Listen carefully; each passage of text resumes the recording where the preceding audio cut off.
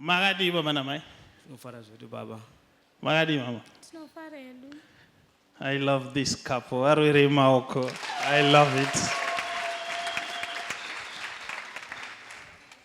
Pane chidombo zviswinya kuti iwe free dzikama.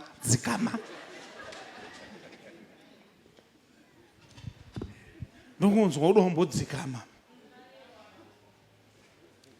But kune rimwe voice rinenge chiti ndo zvandakakutuma izvozvo. Makashaya mama. Ndakashaya mari yandaichengeta yandaipiwa nemurume wangu. Maiti mukapiwa mari muiso paside muchichengeta. Ndo mari yamakashaya. Ndara. Zvirize. Mushe munhu waMwari ndinofara.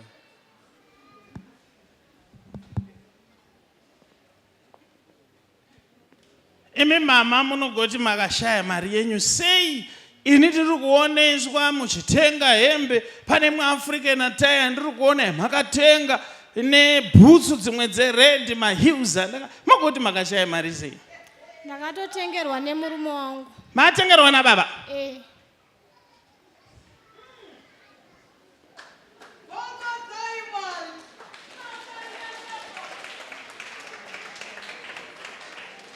Komogoti muri kushaya mari sei? Ndiri kuona machikenesa ari kuuya mumba huku.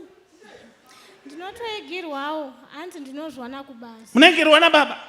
Vanozwana kubasa?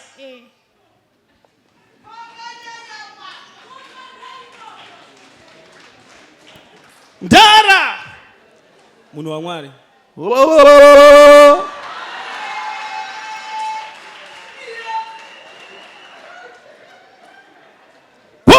Mdara kubira mari mukadzi but chigai manje ndo same yawaitora futi chomutengera mapresents. Saka mama mari yenya ina akaba ndi baba vakangoishandisa mumba imomo futi.